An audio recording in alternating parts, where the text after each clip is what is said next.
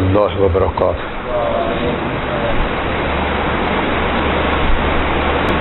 الحمدللہ نحمده ونستعینه ونستغفره ونؤمن به ونتوکل علیہ ونعوذ باللہ من شرور انفسنا ومن سیئات اعمالنا من يهده الله فلا مضل له ومن يضلل فلا هادي له ونشهد أن لا إله إلا الله وحده لا شريك له ونشهد أن محمدا عبده ورسوله أما بعد فأحسن الحديث كتاب الله وخير الهدي هدي محمد صلى الله عليه وسلم وشر الأمور محدثاتها وكل محدثة بدعة وكل بدعة ضلالة وكل ضلالة في النار أما بعد فأعوذ بالله السميع العليم من الشيطان الرجيم من همزه ونفخه ونفثه بسم الله الرحمن الرحيم وَاعْبُدُوا اللَّهَ وَلَا تُشْرِكُوا بِهِ شَيْئًا وَبِالْوَالِدَيْنِ إِحْسَانًا وَبِذِي الْقُرْبَى وَالْيَتَامَى وَالْمَسَاكِينِ وَالْجَارِ ذِي الْقُرْبَى وَالْجَارِ الْجُنُبِ وَالصَّاحِبِ بِالْجَنبِ وَابْنِ السَّبِيلِ وَمَا مَلَكَتْ أَيْمَانُكُمْ إِنَّ اللَّهَ لَا يُحِبُّ مَنْ كَانَ مُخْتَالًا فَخُورًا صدق اللہ مولانا العظیم وصدق رسولہ النبی الکریم۔ ہر قسم کی حمد و ثنا، تعریفات و توصیفات اس خالق و مالک کے لیے ہیں جس نے ساری کائنات کو تخلیق دیا اور اس کی حسن و آبادی کے لیے حضرت انسان کو تخلیق فرمایا۔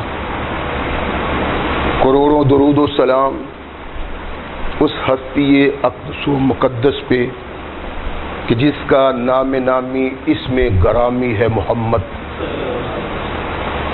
لاکھوں رحمتیں ان نفوس قدسیہ پہ کہ جنہوں نے سرور کائنات علیہ الصلاۃ والسلام سے اس ضابطۂ حیات کو وصول کیا اور اس کو ہم تک پہنچانے کے لیے اپنا تن من دھن قربان کر دیا۔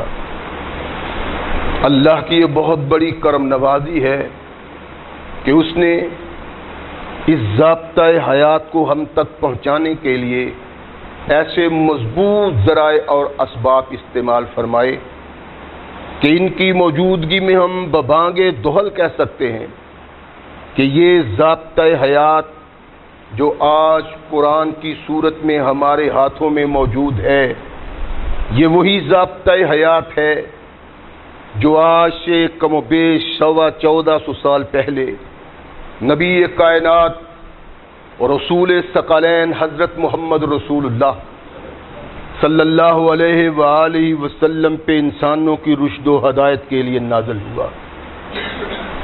اللہ کی اس کرم نوازی پہ ہم جس قدر بھی اس کا شکریہ ادا کریں، کما حقہ اس کا شکریہ ادا نہیں ہوتا، اس لیے کہ یہ ضابطۂ حیات وہ دستور المتقی ہے کہ اگر انسان اس سے تعلق پیدا کر لے تو یہ قرآن اس کی دنیاوی زندگی میں ایک عظیم انقلاب پیدا کر دیتا ہے، اور اگر اس کو اپنے جسم و روح پہ جاری و طاری کر لیا جائے تو یہی وہ واحد ضابطۂ حیات ہے جو انسان کو دنیا کے ساتھ ساتھ عقبہ کی کامیابی کی ضمانت بھی دیتا ہے۔ مگر صدحیف اس قرآن کو اس قابل سمجھتے ہوئے بھی ہم نے اس قرآن سے اپنا وہ تعلق پیدا نہ کیا جو اللہ اس سے تعلق چاہتے تھے اور جس کی رہنمائی نبی رحمت محمد رسول اللہ صلی اللہ علیہ وسلم نے کی۔ یہی سبب ہے کہ آج تختہ عرش پہ ہم جیسی مفلوق الحال اور ہم جیسی بے سکون قوم کوئی نہیں۔ جب لوگ اس سے متعلق ہوئے، اس قرآن سے تعلق پیدا کیا، اس کی تعلیمات نے ان میں ایک عظیم انقلاب پیدا کیا۔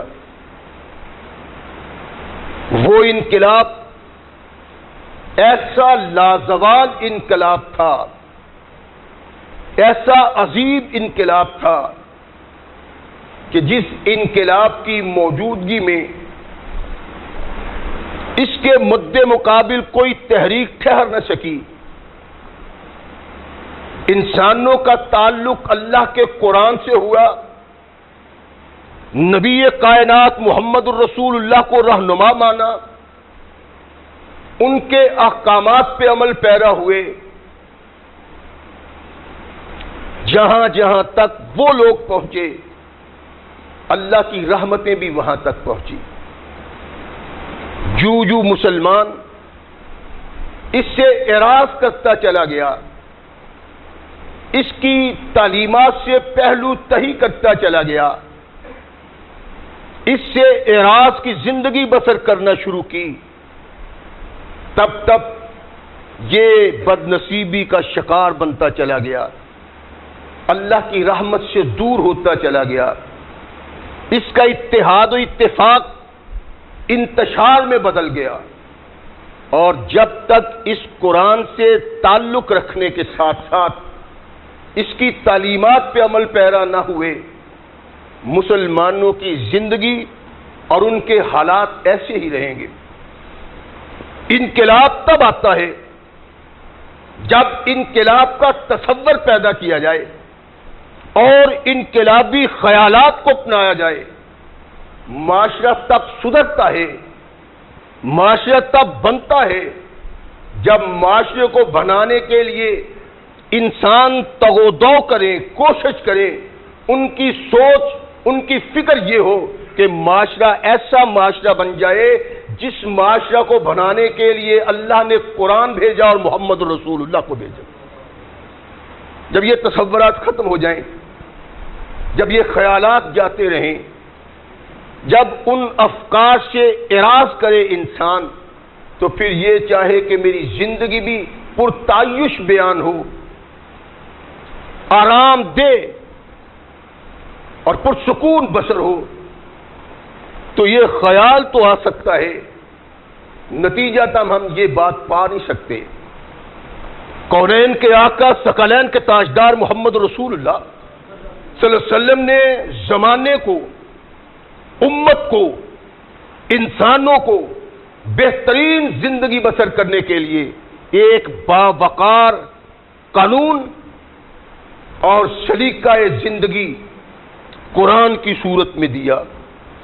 میں نے پچھلے خطبہ جمعات میں عرض کیا تھا کہ اللہ کے رسول علیہ الصلوۃ والسلام نے معاشرے کو بہترین اور باوقار معاشرہ بنانے کے لیے ایک عظیم کردار ادا کیا ہے، اور معاشرے کو بہترین بنانے کے لیے اس کے کردار کے ہر رخ پہ رہنمائی کی۔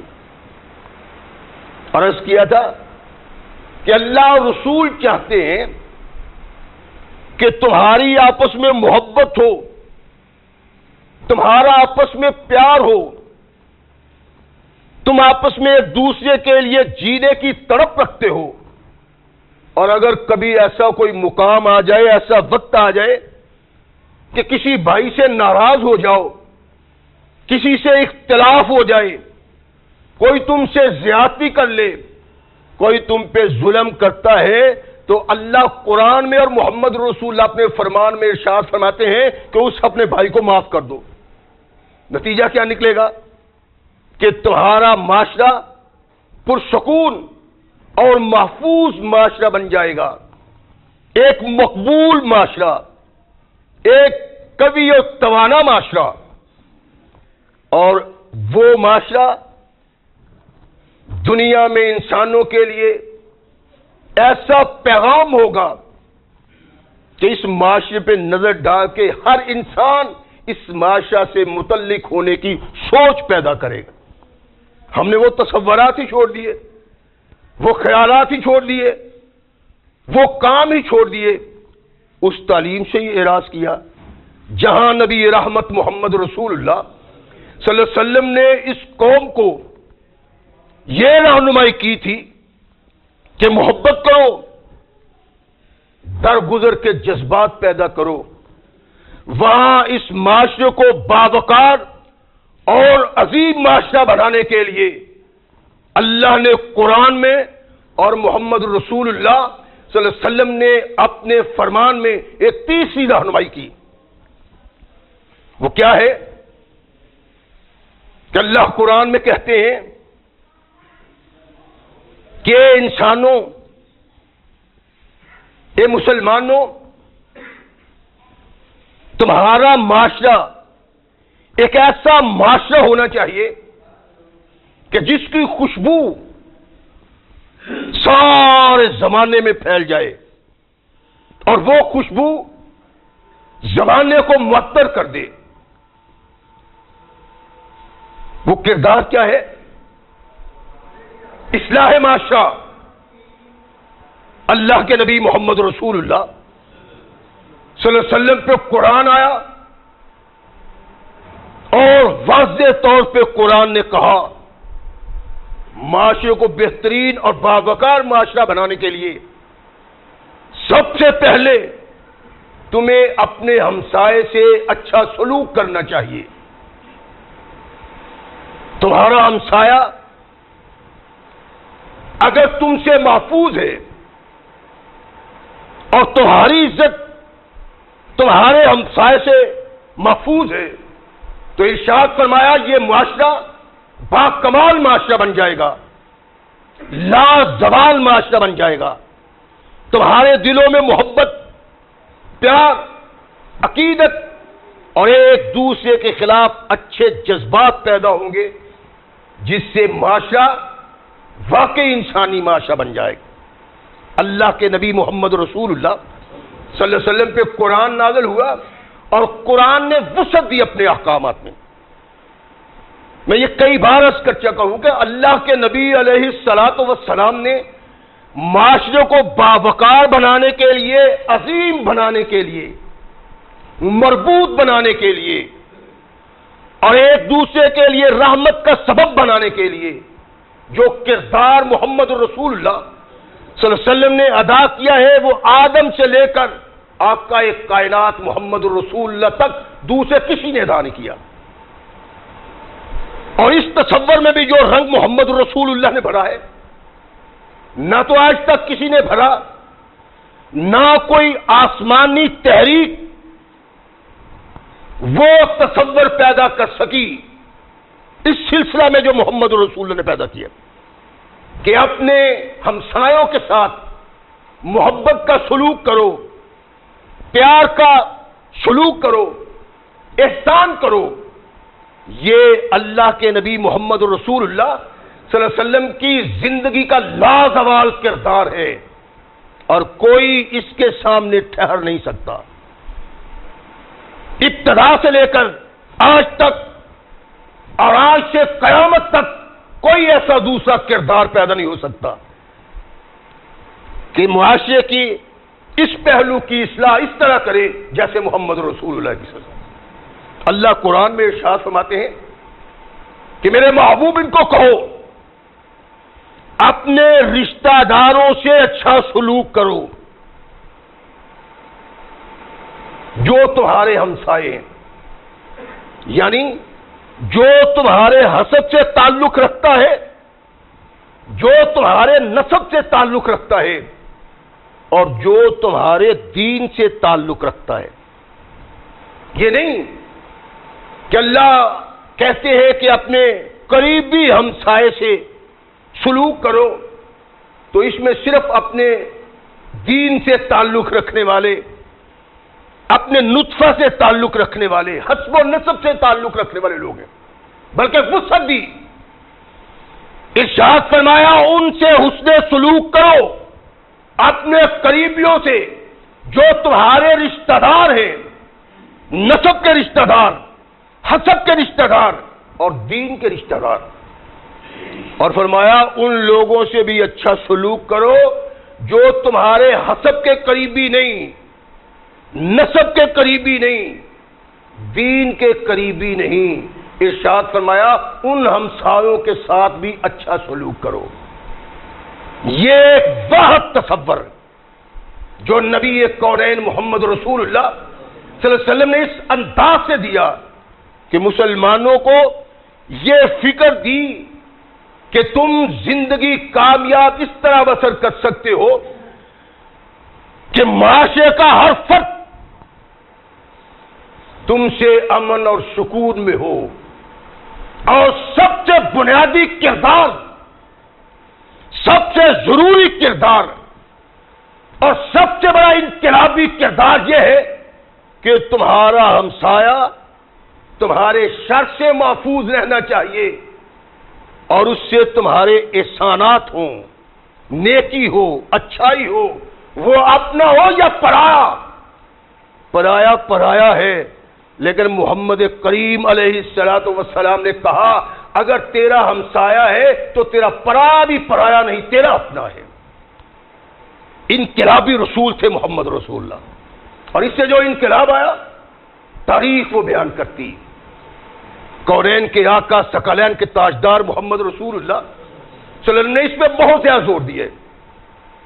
اتنا زور دیا ہے محمد رسول اللہ صلی اللہ علیہ وسلم نے کہ صحابہ اللہ کے نبی کی اس بات اور اس فرمان کو بار بار بسرار بیان کرنے سے ایک نقطہ پہ پہنچتے ہیں جو نقطہ محمد رسول اللہ صلی اللہ علیہ وسلم کے سامنے سب سے پہلے آیا اور اللہ کے نبی نے اس کو بیان کیا. کونین کے آقا ثقلین کے تاجدار محمد رسول اللہ صلی اللہ علیہ وسلم ارشاد فرماتے ہیں کہ اپنے ہمسائے کے ساتھ اچھا سلوک کرو، نیک سلوک کرو، بہتر سلوک کرو، احسان کرو اس پہ. کونین کے آقا محمد رسول اللہ صلی اللہ علیہ وسلم ارشاد فرماتے ہیں کہ ہمسائے سے اچھے سلوک کے متعلق، ہمسائے سے نیکی کے متعلق، ہمسائے سے تعاون کے متعلق مجھے جبریل نے بار بار کہا. جبریل ہمسائے کے متعلق مجھے آ کے بتاتا ہے کہ آقا اللہ کا فرمان ہے کہ ان کو کہو اپنے ہمسایوں کے ساتھ وہ سلوک کرو، وہ احسان کرو، وہ نیکی کرو کہ تمہیں تمہارے ہمسائے کے درمیان، تمہارے اور تمہارے ہمسائے کے درمیان کوئی دوری پیدا نہ ہو. فرمایا اتنی بار جبریل نے مجھے کہا، اتنی بار جبریل نے مجھے تعلیم دی، اتنی بار جبریل نے مجھے اللہ کا حکم دیا، حتی ظننت انہو، میں نے گمان کیا یورثہ، کہ شاید جبریل یہ نہ کہہ دے کہ اللہ کے نبی ان مسلمانوں کو کہو تمہارا ہمسایہ بھی تمہاری وراثت میں شامل ہے.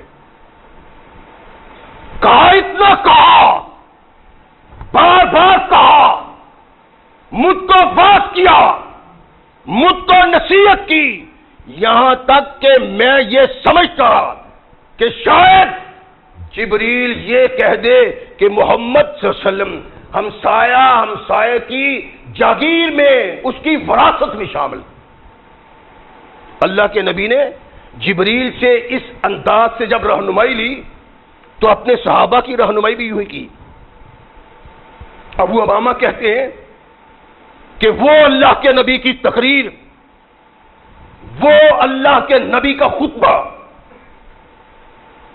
آخری حج پہ جو محمد رسول اللہ نے دیا، جو تمام کائنات کے لیے امن و سکون کا ایک ایسا قانون ہے کہ جس کو اپنوں نے ہی نہیں بلکہ امن کا پیغام بار محمد کے دشمنوں نے بھی قرار دیا صلی اللہ علیہ وسلم. آخری خطبہ حج نبی رحمت محمد رسول اللہ صلی اللہ علیہ وسلم وہاں تقریر کرتے ہوئے ارشاد فرماتے ہیں کہ لوگوں، اپنے ہمسایوں کے متعلق سوچو،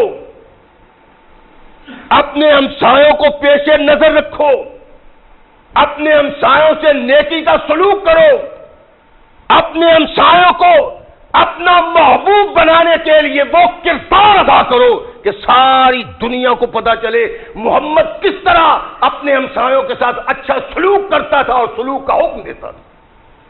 صحابہ کہتے ہیں کہ اس واعظ میں نبی رحمت محمد رسول اللہ صلی اللہ علیہ وسلم نے اس طرح بار بار بسرار کہا کہ ہمیں یوں محسوس ہونے لگا کہ محمد کریم یہ کہہ دیں گے کہ تمہارا ساتھی، تمہارا ہمسایہ تمہاری وراثت میں شامل ہے. کہا جبریل نے کہا، اللہ کے نبی نے سمجھا، اور اب اللہ کے نبی نے صحابہ کی رہنمائی اس انداز سے کی کہ صحابہ بھی سمجھتے ہیں، ہمیں ڈر و خوف تھا، ہمیں یقین تھا کہ محمد کریم یہ کہہ دیں گے کہ یہ تمہاری وراثت میں شامل ہے. یہ تصور محمد رسول اللہ نے قائم کیا، اور اس تصور نے جو انقلاب پیدا کیا وہ تاریخ اسلام بتاتی ہے. کونین کے آقا ثقلین کے تاجدار محمد رسول اللہ صلی اللہ علیہ وسلم نے کس انداز سے مسلمانوں کی رہنمائی کی ہے اور کتنا زور دیا ہے محمد رسول. ہم نے کبھی غور ہی نہیں کیا، ہمارا کبھی دھیان ہی نہیں آیا اس طرف. ان چیزوں کو ہم معمولی سمجھتے ہیں، یہ معمولی نہیں بلکہ معاشرے کو باوقار بنانے کے لیے ایک بنیادی کردار ہے جس کو اللہ نے قرآن میں اور محمد رسول نے اپنے فرمان میں یوں بیان کیا ہے کہ صحابہ سمجھتے اور محمد رسول بھی سمجھتے کہ کہیں یہ وراثت میں شامل نہ ہو جائے. اللہ کے نبی نے اس کی رہنمائی اس انداز سے کی اور انسان کے دل و دماغ میں یہ سوچ پیدا کی ہے کہ معاشرے کی بہتری کے لیے، معاشرہ کے امن و سکون کے لیے ذاتی اغراض کو پیش نگاہ نہ رکھو بلکہ قرآن کی رہنمائی کو دیکھو اور محمد کی رہنمائی کو دیکھو. لیس بمؤمن الذی یشبع وجارہ جائع. ارشاد فرمایا میرا واز اپنے دلوں کی تختیوں پہ لکھ لو، اور کونین کے آقا ثقلین کے تاجدار محمد رسول اللہ صلی اللہ علیہ وسلم نے ارشاد فرمایا ایک بات میری سنی ہوئی آگے پہنچاؤ، ذمہ داری ہے تمہاری. جو شخص ایمان کا دعویٰ رکھتا ہے اور وہ کردار محمد رسول اللہ کو آگے نہیں پہنچاتا وہ دین میں مجرم ہے، اور قیامت کے دن اللہ کے ہاتھ معصوم بنا کے اٹھایا جائے جو اللہ کے نبی کا پیغام آگے نہیں پہنچاتا. میں بھی مسلمان ہوں، آپ بھی مسلمان ہیں، کوئی آدمی ایسا نہیں جس کو میں کہہ سکوں تو مسلمان نہیں ہے.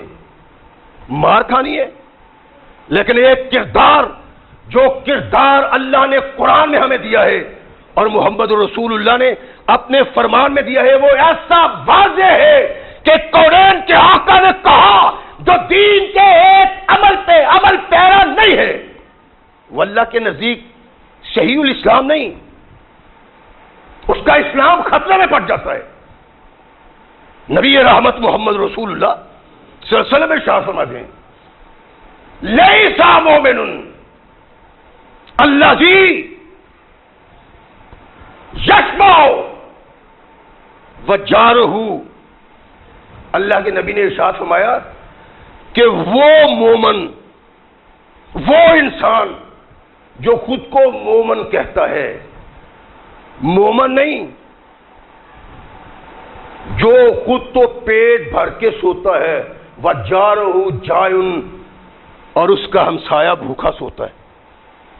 غور فرمائیں، یعنی اللہ کے نبی نے ہمسائے کے ساتھ تعلق کو ایمان سے جوڑا ہے، اور اس ایمان کو بطور ایمان قبول نہیں کیا جس ایمان میں ایمان رکھنے والا ایماندار مومن اپنے ہمسائے کا خیال نہیں کرتا، اس کے ساتھ نیکی نہیں کرتا، اس کے ساتھ حسن سلوک نہیں کرتا، اور فرمایا تجھے رب نے دیا ہے، تو پیٹ بھر کے سوچا ہے، کتنی بدنصیبی ہے کہ تیرا بھائی جس کی دیوار تیرے دیوار کے ساتھ ملی ہوئی ہے، تو سیر ہو کے سوتا اور وہ بھوکا رات کو سوتا۔ لیسا مومن ہوں، تو کیسا مومن ہے؟ تیرے ایمان کی کیا حیثیت ہے؟ تجھے کوئی مانے یا نہ مانے، کوئی کہے یا نہ کہے، محمد کریم نے کہا میں کہتا ہوں لیسا مومن، اور یہی نہیں، کونین کے آقا محمد رسول، مومن کس کو کہتے ہیں؟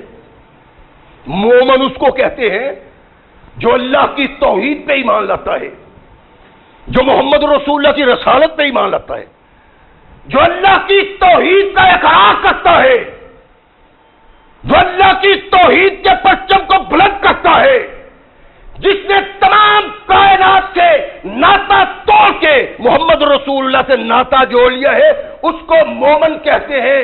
اور اللہ کے نبی محمد رسول اللہ صلی اللہ علیہ وسلم فرماتے ہیں ماں نبی، مجھ پہ تو وہی ایمان لایا ہی نہیں۔ اللہ کے نبی کون ایمان نہیں لایا؟ ماں نبی، مجھ پہ وہ ایمان نہیں لایا۔ صحابہ متوجہ ہیں، ہماری کبھی توجہ نہیں ہوتی، یعنی ہم آتے ہیں 8 دن کے بعد امام کے سامنے بیٹھتے ہیں، خطیب کے سامنے بیٹھتے ہیں، اور 8 دن تک شاید کوئی ایسا لمحہ نہ آیا ہو کہ لوگ سو جائیں، بیٹھے بیٹھے سو جائیں، لیکن بعض میں سارے ہی سو جاتے ہیں، اس لیے کہ بعض کی طرف تو توجہ ہی نہیں۔ اور اللہ کے نبی کے صحابہ نبی کائنات محمد رسول اللہ صلی اللہ علیہ وسلم کے منہ سے نکلنے والے ہر لفظ کو اس طرح سنتے تھے بیداری قلب سے کہ پریشان ہو جاتے صحابہ اور کبھی خوش ہو جاتے محمد رسول اللہ کی بات۔ مومن بھی،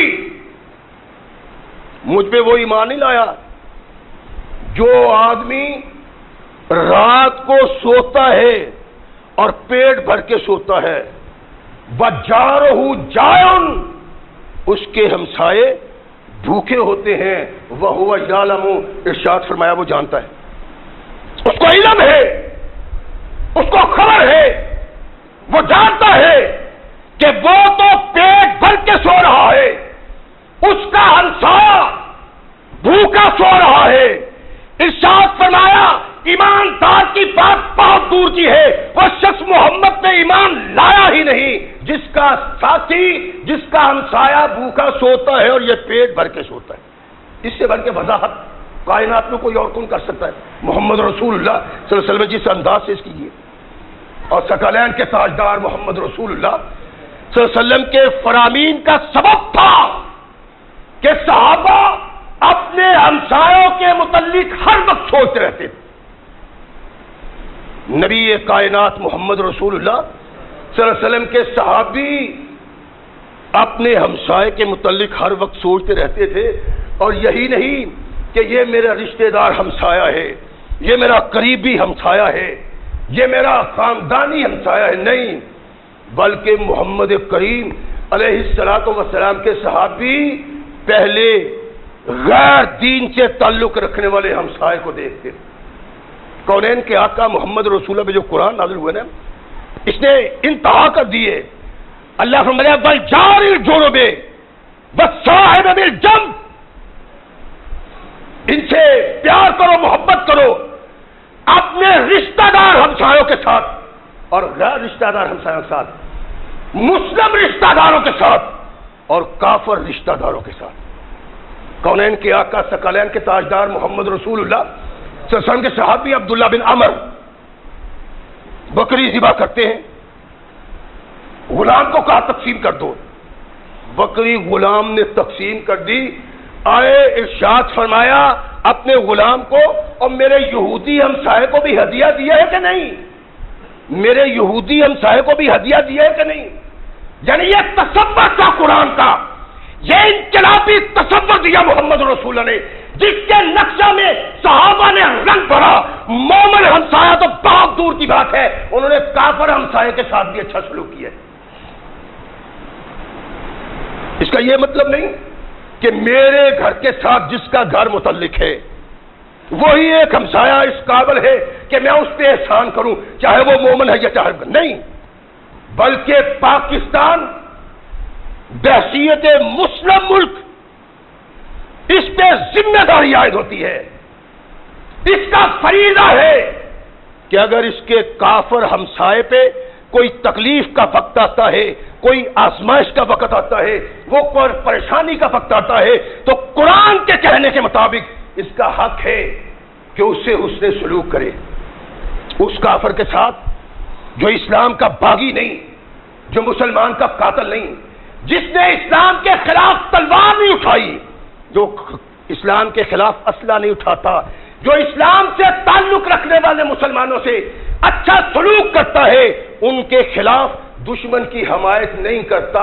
اگر یہ ملک کافر ہے لیکن یہاں پریشانی ہے تو میرے اللہ نے اور محمد رسول اللہ نے ارشاد فرمایا کہ اس کے ساتھ احسان کرنے کی ضرورت۔ یہ ایک دین فقط محمد رسول اللہ، اور اللہ کی قسم آج تک ہماری پریشانیوں کا سبب یہ ہے، ہماری بدحالیوں کا سبب یہ ہے کہ ہم نے بغاوت کی قانون مصطفیٰ سے، ہم باغی ہیں قرآن کے قانون سے، اور اس دنیا میں اپنے معاشرے میں اگر یہ تصور پیدا کر لے کہ میرا ہمسایہ مجھ سے ناراض نہ ہو، جاؤ سارے پاکستان میں یہ تصور پیدا کر دو، دن کو تصور پیدا کر دو، رات کو اللہ کی رحمتوں کا نزول ہوگا۔ اس وقت ہم محروم کیوں ہیں اللہ کی رحمتوں سے؟ اس لیے کہ ہم نے ان چیزوں کو معمولی چیزیں سمجھ لی ہیں، حالانکہ اللہ کے نبی نے جو یہ چیزیں بیان کی ہیں تو اس لیے بیان کی ہیں کہ یہ اللہ کے نزدیک بہت بڑی ہیں اور ان کے پورا کرنے پہ اللہ کی رحمتیں آسمان سے نازل ہوگی۔ کون ہے کوئی اور؟ بڑا انسانیت کا علم بردار امریکہ ہے، اس کا حال دیکھیں، ایشیا میں لوگ بھوکے مر رہے ہیں، افریقہ میں لوگ بھوکے مر رہے ہیں۔ برق کے کہنے والوں کے مطابق امریکہ سے تعلق رکھنے والے بعض مقامات ایسے ہیں جہاں لوگ بھوکے مر رہے ہیں، اور حال کیا ہے؟ جہاں ہماری حکومتیں، ہم کوشش کرتے ہیں کہ پیداوار بڑھے، پیداوار بڑھنے کی کوشش کرتے ہیں، کسان دن رات ایک کر دیتا ہے، گرمی سردی کا احساس نہیں رہنے دیتا۔ کیا مقصود ہے کہ پیداوار بڑھے اور مخلوق خدا آسائش کی زندگی بسر کرے۔ انسانیت کا سب سے بڑا علم بردار امریکہ، تجزیہ نگاروں نے لکھا ہے، مورخوں نے اپنی تاریخوں میں لکھا ہے کہ امریکہ کے لوگ، ذرائع پیشہ لوگ، اجناس پیدا کرنے والے لوگ کروڑوں روپے ہر سال خرچ کرتے ہیں اجناس کو نہ پیدا کرنے پہ، پیدا کرنے پہ نہیں کرتے، نہ پیدا کرنے پہ کروڑوں روپے۔ آج بھی امریکہ جو زمانے کی چھاتی میں بیٹھا ہوا ہے اور خود کو کائنات کا بڑا انسانی علم بردار سمجھتا ہے، اس سے بڑا ظالم تختہ ہے اس میں کوئی نہیں، اس سے بڑا دہشت گرد تختہ ہے اس میں کوئی نہیں۔ کردار کیا ہے ان بدبختوں کا کہ کروڑوں روپے ہر سال خرچ کرتے ہیں کہ اجناس زیادہ پیدا نہ ہو۔ کیوں جی؟ کیا سبب ہے؟ کہتے ہیں اس لیے کہ جو قیمت ہم نے قائم کر دی ہوئی نا اس قیمت میں کمی نہ آئے، اور اپنی قیمتوں کو گرنے سے بچانے کے لیے اپنی زراعت میں، اپنی اجناس میں، ان کی پیداوار میں کمی پیدا کرنے کے لیے کروڑوں خرچ کرتے ہیں۔ سبب کیا ہے؟ انسانوں کو اپنا غلام بنانا، اپنی مہنگائی کو قائم رکھنا۔ اور یہی نہیں بلکہ تجزیہ نگار لکھتے ہیں کہ امریکہ کے کسان گائے اور بیل ہزاروں کی صورت میں مار کے زمین میں دفن کر دیتے۔ کیا سبب ہے اس کا؟ کہتے ہیں کہ اگر بیل زیادہ ہو گئے، اگر گائے مارکیٹ میں زیادہ آ گئی تو گوشت کی قیمت گر جائے گی۔ انسانیت کا سب سے بڑا دشمن جسے ہم مجبوراً سمجھتے ہیں، ہمارے حکمران مجبوراً سمجھتے ہیں، اپنے سر کا تاج بنایا ہوا اس کو دہشت گرد ہے۔ اور جب تک امریکہ کا وجود موجود ہے دنیا میں دہشت گردی کبھی ختم نہیں ہو سکتی۔ کونین کے آقا ثقلین کے تاجدار محمد رسول اللہ صلی اللہ علیہ وسلم نے ارشاد فرمایا اپنے صحابی، یہ تو اس کا حال ہے۔ ایشیا میں لوگ خودکشیاں کر رہے ہیں، افریقہ میں لوگ خودکشیاں کر رہے ہیں، اور وہ محض اجناس کو اس لیے تباہ کر دیتا ہے کہ قیمت کم نہ ہو مارکیٹ میں۔ یہ ہے انسانیت، اور انسانیت سیکھنی ہے تو محمد رسول اللہ کے دربار میں۔ ثقلین کے تاجدار محمد رسول اللہ صلی اللہ علیہ وسلم تشریف فرمائے، صحابی رسول ہے ابو ذر، فرمایا ابو ذر اگر کوئی شوربے والی چیز پکائے نا تو فاکثر ماء، پانی زیادہ ڈالیا کر۔ اور سنو مسلمانوں، اللہ کی قسم ہماری تباہی کے اسباب یہ ہیں، میں اگر سوختہ صحابہ ہوں تو یہ روزے سیاہ خود دکھایا ہے، میرے گھر کے چراغاں نے مجھے، میرا کردار مجھ کو تباہ کر رہا ہے، میرے افعال مجھ کو تباہ کر رہے ہیں، میری سوچیں مجھ کو تباہ کر رہی ہیں۔ مسلمان کو کائنات میں کوئی کافر کبھی پامال نہیں کر سکتا، تب تک یہ پامال رہے گا جب تک یہ محمد رسول اللہ کا باغی رہے۔ دیکھ رہے ہو ملک میں کیا ہو رہا ہے؟ سوچو تو صحیح،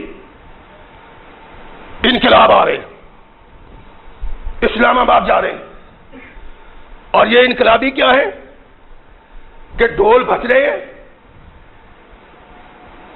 عورتیں رقصاں ہیں، مرد رقصاں ہیں، اور ناچنے والا بد کردار کائنات میں کیا انقلاب پیدا کر سکتا ہے؟ انقلاب اس شخص کی قیادت میں آئے گا جس کا چہرہ محمد رسول اللہ کا ہوگا اور جس کا کردار محمد رسول اللہ جیسا ہوگا، جس کا کردار پادری نہیں، وہ قاضی صاحب کہتے ہیں کہ میں انقلاب لاؤں گا، انقلاب مصطفی۔ اور انقلاب مصطفی تو تیرے چہرے پہ نہیں آیا، داڑھی کٹوا کے زمین پہ پھینکتے ہو اور کہتے ہو مصطفی میں انقلاب پیدا کروں گا۔ مصطفی انقلاب یہ ہے کہ عورتیں ڈانس کریں، عورتیں ٹویسٹ کریں، عورتیں ننگے معلوم بازاروں میں پھرے، عورتیں جلوس نکالتی پھرے، یہ کردار ہے محمد رسول اللہ کا، اور یہ مصطفی انقلاب ہے۔ مصطفی انقلاب یہ تھا کہ آوارہ عورت کو کائنات کے آقا محمد رسول اللہ صلی اللہ علیہ وسلم نے گھر کے دروازوں میں بند کر دیا اور ارشاد فرمایا جب تک تو اپنے گھر میں بند رہے گی تجھ پہ اللہ کی رحمتیں نازل ہوتی رہے۔ یہ کردار دیکھ لو، ایک طرف عمران خان لگا ہوا اور ملک کو تباہ کر۔ میں نے یہ کہتا نواز شریف بڑا اچھا ہے، نہ یہ سب ایسی کردار ہیں۔ انہوں نے آج تک اسلامی نقطہ نگاہ، قرآنی نقطہ نگاہ اور محمد رسول اللہ کے نقطہ نگاہ سے کبھی سوچا ہی نہیں، نہ نواز شریف نے نہ یہ عمران خان سوچے گا۔ اور جو لوگ خود بھی رقصاں ہیں، کنٹینر پہ چڑھا ہوا ہے، سارے ساتھی ڈانس کر رہے ہیں، ٹویسٹ کر رہے ہیں، کیا ہو رہا ہے؟ یہ کردار ہے کس کا؟ جو انقلاب لانا چاہتے ہیں۔ ڈانسوں سے بھی کبھی انقلاب آئے، عورتوں کو سڑکوں پہ لانے پہ بھی کبھی انقلاب ہے۔ یہ انقلاب مصطفیٰ نہیں، یہ انقلاب مصطفیٰ کے آگے ایک مضبوط دیوار ہے، کبھی مصطفی انقلاب یہاں نہیں آ سکتا۔ مصطفی انقلاب وہ شخص لائے گا جس کی جسم و جان پہ محمد کا انقلابی تصور نظر آتا ہے صلی اللہ علیہ وسلم. یہ انقلاب نہیں لا سکتے.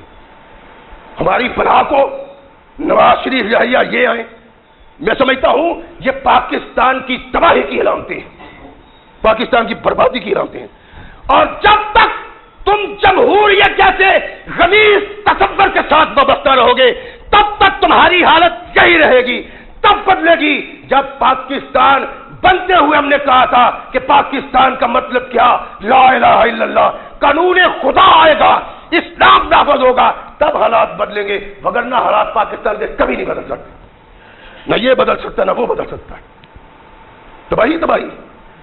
کونین کے آقا ثقلین کے تاجدار محمد رسول اللہ صلی اللہ علیہ وسلم ارشاد فرماتے ہیں کہ عورتوں معمولی تحفہ اپنے ہمسائے کو دینے سے آر محسوس نہ کرو، چاہے وہ بکری کا کھر ہو. نبی رحمت محمد رسول اللہ صاحب وہ فرمائیں کونین کے آقا محمد رسول اللہ صلی اللہ علیہ وسلم کی چھوٹی چھوٹی بات میں کتنی بڑی حکمت ہے. ارشاد فرمایا نہ دینے سے تو بہتر ہے دے دو، اور کھر پہ زیادہ نہیں، کچھ نہ کچھ تو گوشت ہوتا ہی ہے نا، پائے پکانے والوں کو پتہ ہے. فرمایا گھبراؤ نہیں، شرماؤ نہیں، آر محسوس نہ کرو، تم نے پکایا ہے تو ہمسائے کو دو. اللہ کی قسم اگر میرے آقا کے اس فرمان پہ عمل کر لو، گوشت کی بات نہیں کرتا، اگر تمہارے گھر میں دال پکی ہوئی ہے اپنے ہمسائے کو پہنچا دو، تمہاری محبت ہمسائے کے دل میں گھر کر جائے گی. کونین کے آقا محمد رسول اللہ کبھی بھی میرے آقا کا فرمان گر نہیں سکتا. یہ سر کا تاج ہے، جو اس پہ عمل کرتا ہے اللہ اس کی شہرت کو آسمان تک لے جاتا ہے اور اس کی عزت کو آسمان تک لے جاتا ہے. کونین کے آقا محمد رسول اللہ صلی اللہ علیہ وسلم نے یہ ارشاد فرمایا. نبی رحمت علیہ الصلوۃ والسلام اس قوم کی رہنمائی کرتے ہیں. اللہ کے رسول نے فرمایا جو شخص من کانا یؤمن باللہ والیوم الآخر فلیحسن الی جارہ، فرمایا جو اللہ پہ ایمان رکھتا ہے. میں نے ابتدا میں عرض کیا تھا مجھے خوف آ جائے گا آپ کا کہ پتہ نہیں کل کوئی اگلا جمعہ پڑھنے آتا ہے کہ نہیں آتا، یہ کہتا ہے کہ یہ آدمی تو مومن نہیں. لیکن نہ اللہ خوف زدہ ہے اور نہ محمد کریم علیہ الصلوۃ والسلام. کوئی آتا ہے 100 بسم اللہ جنت کے دروازے کھلے ہیں، نہیں آتا نہ آئے. من کان یؤمن باللہ والیوم الآخر فلیحسن جارہ الی جارہ، فرمایا جو اللہ پہ ایمان رکھتا ہے، یوم آخرت پہ ایمان رکھتا ہے، اس کو چاہیے کہ ہمسائے کے ساتھ نیک سلوک کرے.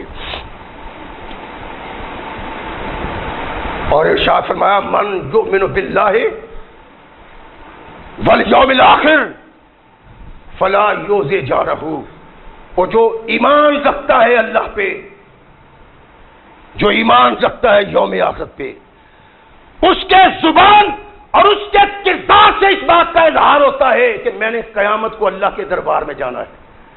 اللہ کی قسم محمد رسول اللہ کی ایک ایک لفظ پہ آدمی غور کرے تو بد کرداری اس کے قریب بھی نہیں پھٹکتی، بغاوت اس کے قریب بھی نہیں پھٹکتی.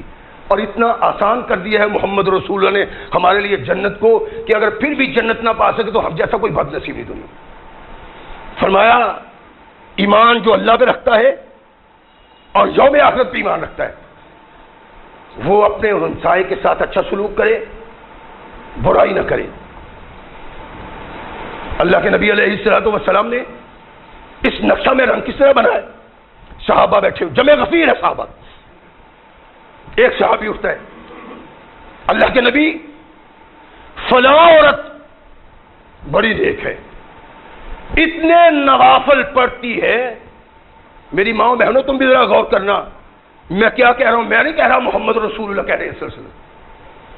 اللہ کے نبی فلاں عورت اتنے نوافل پڑھتی ہے، اتنے نوافل پڑھتی ہے، شمار میں نہیں آتے.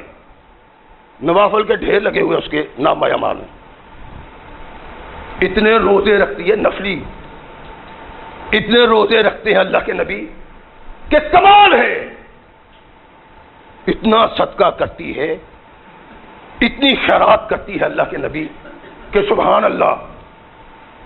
لیکن اللہ کے نبی اس کے ساتھ ساتھ ایک یہ بھی بات ہے کہ وہ ہمسایوں کو بڑا تنگ کرتی. نوافل ادا کرنے والی، نماز ادا کرنے والی، زکات دینے والی، صدقات دینے والی، روزے رکھنے والی. کونین کے آقا محمد رسول اللہ کو کیا کہہ رہے ہیں صحابی؟ انتہائی نفل، بہت زیادہ روزے، بڑا صدقہ. لیکن اللہ کے نبی وہ اپنے ہمسایوں کے ساتھ بدزبانی کے ساتھ پیش آتی.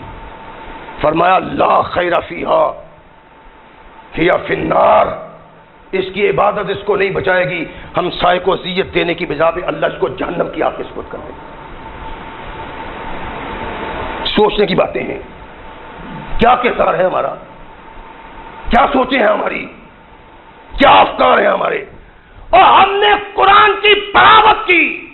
ہم کونین کے آقا محمد رسول اللہ کے باغی، احکامات رسول کے باغی.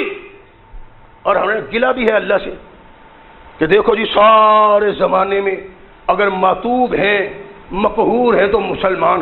اور پہلے اپنی مسلمانی کا تقابلی جائزہ تو لے محمد رسول اللہ کے کرداروں سے، ہو بھی کہ نہیں. 5 وقت اذان ہوتی ہے مسجد میں، کتنے نمازی ہوتے ہیں؟ سارے لوگ اپنی مسجدوں میں، اپنے دیہات میں دیکھو، اذان اللہ اکبر اللہ اکبر، اللہ کا پیغامبر آواز دیتا ہے حی علی الصلاۃ، نماز کی طرف آؤ، حی علی الفلاح. یہاں آگے تو جنت مل جائے گی، کامیابی مل جائے گی. مسلمانوں کا معاشرہ ہے، سپیکر پہ اذان ہوتی ہے، اللہ کا پیغام سن کے کتنے لوگ یہاں آتے ہیں. رب نے کہا اقیموا الصلاۃ ولا تکونوا من المشرکین، من ترک الصلاۃ متعمدا فقد کفر. اللہ قرآن میں مشرک کہتا ہے، محمد کریم اپنی زبان سے کافر کہتے ہیں. میرا نہ کسی کے سامنے جا کے نام لے دینا کہ وہ سارے مسلمانوں کو کافر کہتا ہے. قرآن کہتا ہے نماز پڑھو، مشرک نہ بنو. کائنات کا آقا سگلیٹ کا تاجدار کہتا ہے جو نماز نہیں پڑھتا وہ کفر کرتا ہے. تو کیا ہم سے جو ہو رہا ہے اس لیے ہو رہا ہے کہ ہم مومن ہیں، مسلمان ہیں؟ صحابہ رضوان اللہ علیہم اجمعین پتہ کیا کہتے ہیں کہ ہم مسلمان کو پہچانتے تھے اس طرح کہ یہودی بھی بیٹھے ہوئے ہیں، عیسائی بھی بیٹھے ہوئے ہیں، بت پرست بھی بیٹھے ہوئے ہیں، مسلمان بھی بیٹھے ہوئے ہیں. آواز آتی اللہ اکبر اللہ اکبر اذان کی، تو جو اٹھ جاتے تھے ہم ان کو مسلمان سمجھتے تھے اور باقی کو کافر سمجھتے. محمد رسول اللہ کے صحابہ کہتے ہیں. سوچو تو صحیح، کبھی غور تو کرو. اللہ کی قسم کسی پہ تان نہیں، صرف تمہیں یہ بتلانا ہے کہ ہم اسلام سے بہت دور ہو گئے. آؤ قریب آ جاؤ، محمد رسول اللہ صلی اللہ علیہ وسلم کے قریب آ جاؤ. یہاں ہی آنے سے دنیا کی عزت بھی ملے گی اور آخرت کی عزت بھی ملے گی. کونین کے آقا ثقلین کے تاجدار محمد رسول اللہ صلی اللہ علیہ وسلم ارشاد فرماتے ہیں، نبی رحمت علیہ الصلوۃ والسلام، کہ وہ عورت اس میں کوئی بھلائی نہیں. ایک صحابی اٹھتا ہے، اللہ کے نبی فلاں عورت ہے، کوئی اتنے نفلی نمازیں تو نہیں پڑھتی، کوئی سنتیں اتنی پڑھتی، کوئی نوافل اتنے نہیں پڑھتی. اللہ کے نبی ہم نے نہیں کبھی دیکھا کہ اتنے کو روزے بھی رکھتی ہو نفلی، اور اس کو کبھی صدقہ اور خیرات کرتے بھی نہیں دیکھا. کبھی کبھی پنیر کا ٹکڑا خیرات کرتے ہوئے دیکھا. اللہ کے نبی نے ارشاد فرمایا ہی فی الجنہ. بہت کہتے ہیں اللہ کے نبی لیکن اس نے ہمسائے کو کبھی اذیت نہیں دی. فرمایا ہے فی الجنہ. تھوڑا عمل کرنے کے باوجود یہ عورت جنت میں چلی جائے گی جس کی زبان سے اس کا ہمسایہ محفوظ رہا. یہ عورت کی بات نہیں، مرد کی بھی یہی بات ہے. اور یہی پیغام ہے محمد رسول اللہ صلی اللہ علیہ وسلم جو اللہ کے نبی نے مختلف انداز سے ہمیں دیا ہے، مختلف طریقوں سے دیا ہے، مختلف انداز سے محمد رسول اللہ صلی اللہ علیہ وسلم. اللہ کے نبی ارشاد فرماتے ہیں واللہ لا یؤمن، واللہ لا یؤمن، واللہ لا یؤمن۔ کونین کے آقا، ثقلین کے تاجدار محمد رسول اللہ صلی اللہ علیہ وسلم، اللہ کی قسم وہ مومن نہیں ہے۔ اور نبی رحمت محمد رسول اللہ صلی اللہ علیہ وسلم اگر ایک بار کہہ دیتے ہیں، یار وقت سامنے غلطی کے دن سے اللہ کے نبی علیہ الصلوۃ والسلام نے کہا واللہ لا یؤمن، کیا صحابہ میں اللہ کے نبی کو بات کرتے ہوئے قسم اٹھانے کی ضرورت ہے؟ اللہ کے نبی محمد رسول اللہ صلی اللہ علیہ وسلم کے ہاتھ پہ اللہ اور رسول کی اطاعت کی بیعت کی ہوئی ہے صحابہ نے، کیا اللہ کے نبی محمد رسول اللہ کے متعلق کوئی شک ہے؟ اللہ کی قسم، اللہ کے نبی کے خون کے پیاسے کافر ملک میں کافر کے سامنے ایک کافر مکے کا کھڑا ہو کے کہتا ہے آج تک محمد کے منہ سے جھوٹ نہیں سنا۔ یہ محمد کریم علیہ الصلوۃ والسلام اپنے صحابہ میں بیٹھے ہوئے ہیں اور کہتے ہیں واللہ لا یؤمن، اللہ کی قسم وہ ایماندار نہیں ہو سکتا۔ پھر کہا واللہ لا یؤمن، اللہ کی قسم وہ ایماندار نہیں ہو سکتا۔ واللہ لا یؤمن، ارشاد فرمایا اللہ کی قسم وہ ایماندار نہیں ہو سکتا۔ صحابہ پریشان ہو گئے، کان کھڑے کیے ہوئے، آنکھیں محمد کریم کی طرف اٹھی ہوئی، من یا رسول اللہ، اللہ کے نبی ایسا بد نصیب انسان کون ہے جس کے متعلق آپ 3 قسمیں اٹھا کے کہتے ہیں کہ وہ مومن نہیں؟ صحابہ کرام پریشان، ہوائیاں اڑی ہوئی، من ہے یا رسول اللہ، اللہ کے نبی وہ کون بد نصیب ہے جس کے متعلق آپ ارشاد فرماتے ہیں؟ فرمایا الذی لا یأمن جارہ بوائقہ، یہ بد نصیب وہ ہمسایہ ہے جس کے شر سے اس کے ہمسائے محفوظ نہیں۔ 3 قسمیں اٹھا کے اللہ کے نبی محمد رسول اللہ، آخر کس طرح قوم کو سمجھائیں، کس طرح انسانوں کو بتائیں، کس طرح محمد رسول اللہ صلی اللہ علیہ وسلم پہ ایمان رکھنے والوں کو بتائیں کہ تمہارا ایمان داغدار ہے اور معاشرہ تباہی کے گھاٹ اترا ہوا ہے، اس کا سبب بحث یہ ہے کہ ہم محمد رسول اللہ کے بعد احکامات رسول سے بہت دور ہیں، ہمارا تعلق ہی نہیں اس سے رہ گیا، بہت دور ہے محمد رسول اللہ کی رہنمائی سے، اور جب تک اس رہنمائی پہ عمل پیرا نہیں ہوتے امن اور سکون کبھی بھی نہیں مل سکتا۔ نبی رحمت علیہ الصلوۃ والسلام تشریف فرمائے، اپنے صحابی کو آواز دی، نام لیا اور اس کو کوئی بات کہی، ابو ذر ہیں، بات آئی گئی، اللہ کے نبی علیہ السلام سے جہاں سے تشریف لے گئے، ایک شخص آتا ہے کہتے ہیں ابو ذر میں نے ایک بات کسی سے سنی ہے کہ تم یہ حدیث محمد رسول اللہ کی بیان کرتے ہو صلی اللہ علیہ وسلم۔ صحابی رسول نے کہا کہ میں وہ ہوں جو محمد پہ جھوٹ نہیں کہہ سکتا صلی اللہ علیہ وسلم۔ پوچھو، کہنے لگا میں نے سنا ہے کہ آپ کہتے ہیں کہ آپ کو محمد رسول اللہ نے کہا صلی اللہ علیہ وسلم۔ ایک طرف تو وہ ہمسایہ نا جو ظلم اور جبر کرتا ہے، ایک طرف یہ بھی ہے آپ کہتے ہیں کہ اللہ 3 انسانوں سے محبت کرتا ہے اور 3 انسانوں سے نفرت کرتا ہے۔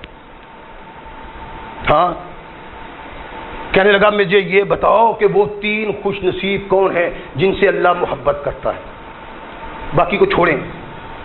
صحابی رسول کہتے ہیں کہ ایک وہ شخص ہے جس کا ہمسایہ اس پہ ظلم کرتا ہے، اس پہ زیادتی کرتا ہے، اس کو تنگ کرتا ہے، اس کو پریشان کرتا ہے، فصبر علی آذا حتی مات فرمایا اللہ اس ہمسائے سے محبت کرتا ہے جس کا سایہ اس پہ ظلم کرتا ہے لیکن وہ اللہ کی رضا کے لیے صبر کرتا ہے۔ ایک ہمسایہ اپنی ہمسایگی کی بنا پہ جہنم کا شکار بن جاتا ہے اور دوسرا محمد رسول اللہ کے فرمان کے مطابق جنت کا وارث اللہ کا محبوب بن جاتا ہے۔